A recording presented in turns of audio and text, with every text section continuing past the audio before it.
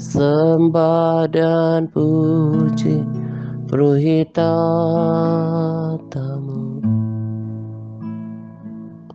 Sembah dan puji Pruhitatamu. Sembah dan puji Pruhitatamu. Yesus Tuhan adalah Raja. Sembah dan puji Pruhitatamu. Sembah dan puji Pruhitatamu. Sembah dan puji Pruhitatamu. Yesus Tuhan adalah Raja. And as we worship in the And as we worship in the throne, and as we worship in the throne, come Lord Jesus and take your place.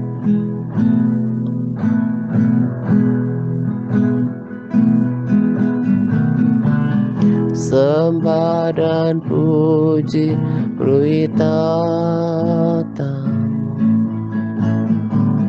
Sembah dan puji Pruhitatamu. Sembah dan puji Pruhitatamu. Yesus Tuhan adalah Raja. And as we worship in the throne, and as we worship in the throne, and as we worship in the throne, come Lord Jesus and take your place.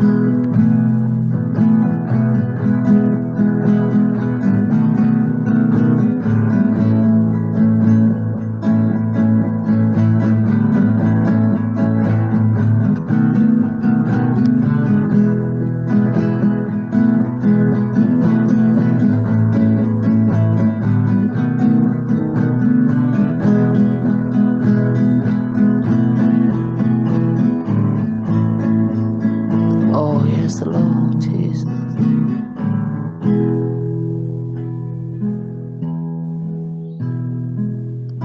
Kau bertata di tengah kami saat kami menyembah,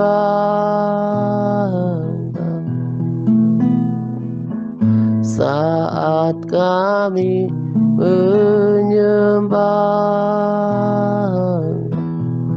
Kau bertata di tengah kami.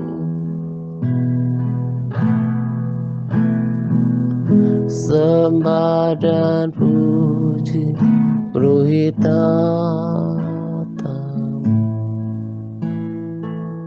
Sembah dan puji Pruhitatamu.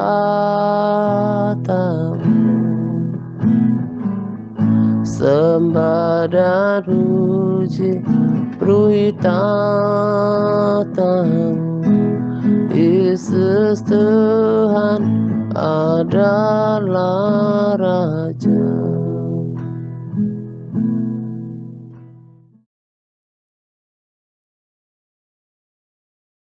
Saya mau tambahkan beberapa subtema dan biasa saya sebutkan penekanan gitu ya. Perhatikan perhatikan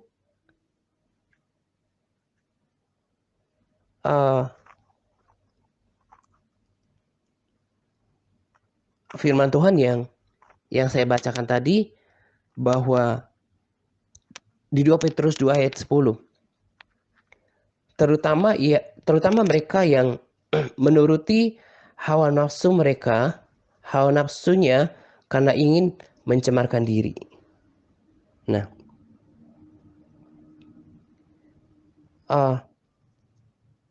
nanti pada subtema saya akan buat judulnya ini tentang keterkaitannya dengan kecemaran atau kenajisan diri gitu ya. Nah, jadi saya perlu tegaskan di sini kembali tentang dosa seksual yang dibagikan pada rekomendasi video. Nah, ini bukan suatu topik yang tabu, asal disampaikan dengan cara yang santun, bukan dengan cara yang vulgar. Karena apa? Dosa seperti yang dikatakan pada video itu, dosa seksual ini juga merupakan dosa besar yang selain membawa banyak orang, termasuk orang Kristen, ke neraka, tetapi juga dosa yang menjijikkan di hadapan Tuhan. Kita bisa belajar dari dosa Daud. Akibat daripada perzinahannya terhadap Batsheba, dia harus menanggung konsekuensi yang setimpal daripada Tuhan. Akhirnya apa? Istri-istrinya disetubuhi oleh anaknya sendiri di depan umum. Ditambah konsekuensi dari dosa-dosa, konsekuensi yang lain terhadap dosa ini.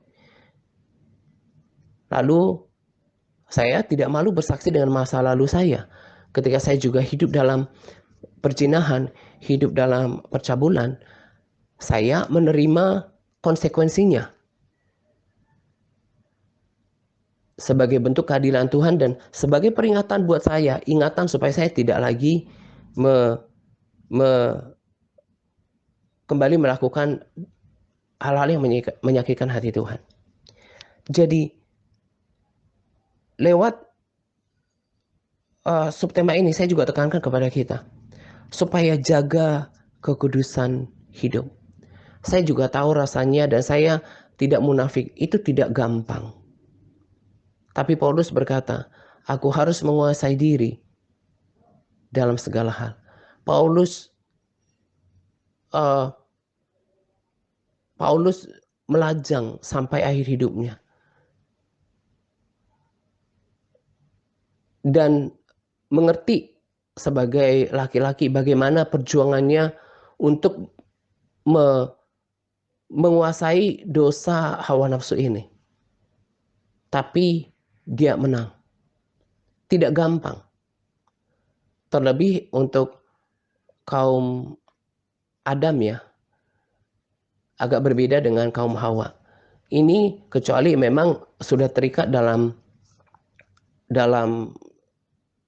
sudah pernah mengalami kejatuhan dalam dosa ini, terikat oleh roh kenajisan, kecemaran.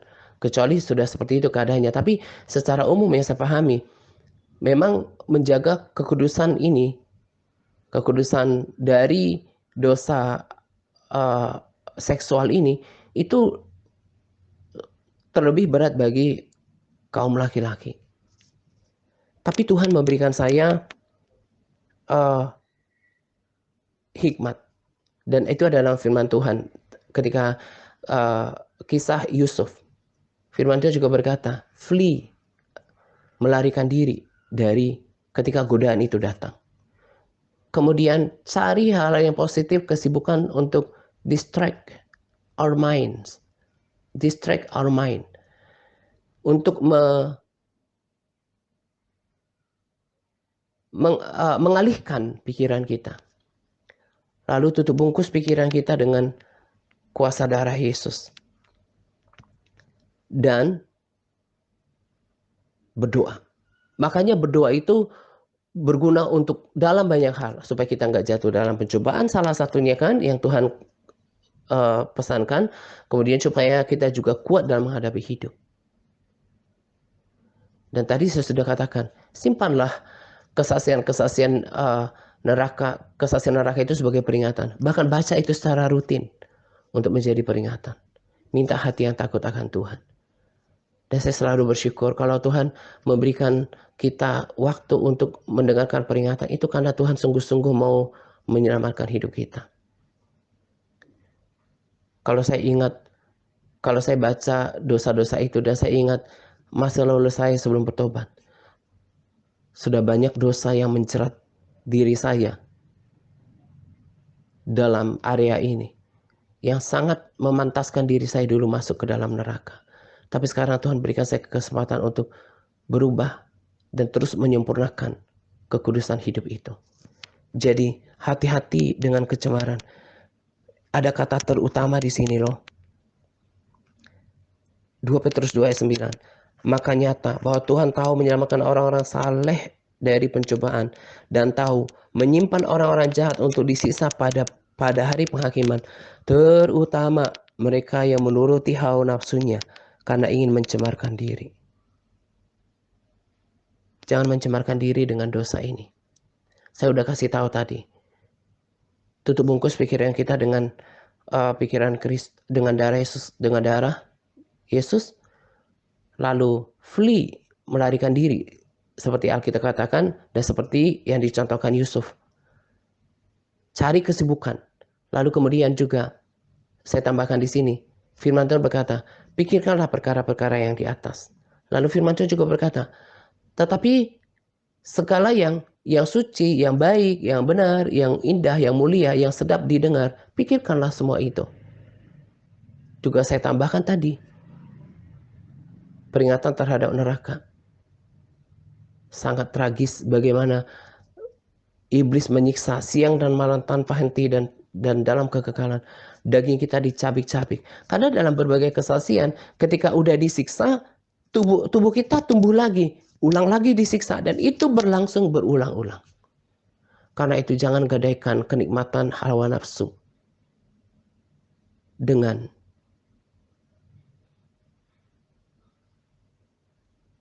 siksaan yang tiada akhir, kengerian yang tiada akhir. Terlebih menukarkannya dengan segala sesuatu yang besar dan luar biasa, keselamatan jiwa, dan segala upahnya yang Tuhan sudah sediakan di surga. Kiranya kita terus saling mendoakan, saling menguatkan, saling mengingatkan, dan berjuang bersama untuk menjaga kekudusan hidup. Tidak hidup dalam kejahatan. Menjaga hati. Mau berlomba dalam pertandingan iman. Sekalipun sukar. Saya bahagia dengan bukan cuma kekristenan saya di The Rapture Church, tapi dengan pelayanan ini. Sekalipun jumlahnya sedikit, karena memang itu setara dengan firman Tuhan kok, gak bertentangan. Bukan kemauan saya, tapi orang yang tidak siap melewati pintu yang sesak dan jalan yang sempit itu. Terlebih karena di sini diubahkan.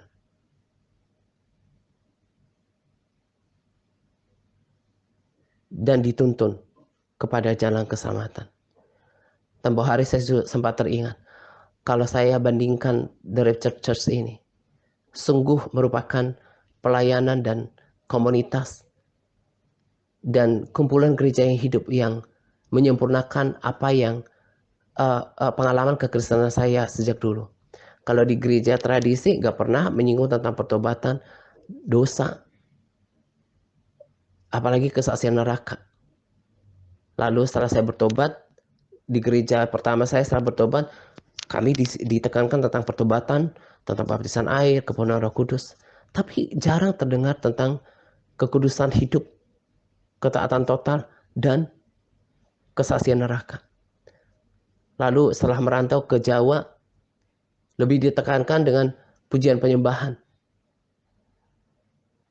Ada sih tentang keselamatan, tapi gak terlalu dengan penekanan baca Alkitab, harus melakukan, harus berkomitmen berpuasa, menjadi pelaku firman kekudusan hidup. Melangkah ke The Rapture Church. tiga pengalaman itu justru disatukan untuk melengkapi tentang ketaatan total, menjalankan kehidupan kudus oleh ketaatan total terhadap seluruh perintah Tuhan, dan juga peringatan yang keras. Sungguh yang saya percaya, sarana ini yang Tuhan telah berikan kepada kita untuk mengerjakan keselamatan, kepada kita yang sungguh-sungguh mau membayar harga untuk melewati jalan yang sempit dan pintu yang sesak itu. Bertandinglah bersama dengan saya dalam pertandingan iman. Bayar harga untuk menjadi pelaku firman. Hidup dalam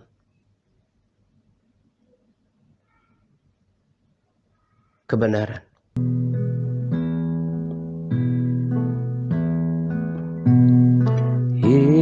Yesus Tuhan ditinggikan atas segala bangsa,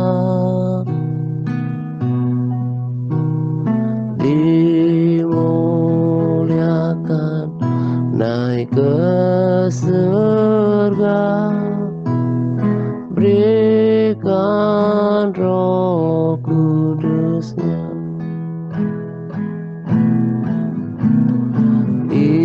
Yesus Tuhan ditinggikan atas segala bangsa, dimuliakan naik ke surga, berikan Roh Kudus-Nya. Datanglah sekarang, penuhi kami dengan kuasa-Mu. Urapi kami sekarang ini dengan api Roh-Mu.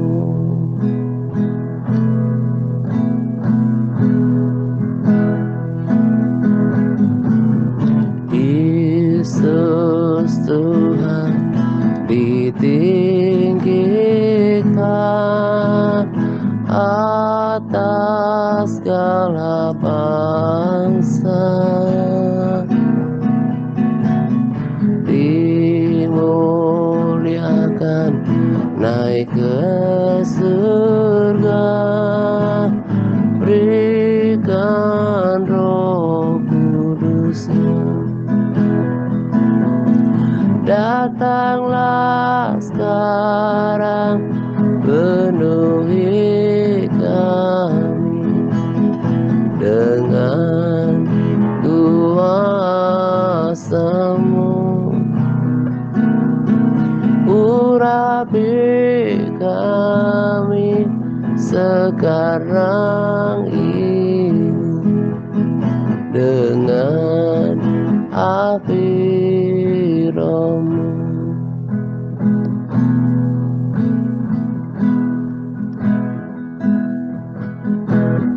Roh Kudus, ini hamba-Mu. Roh Kudus,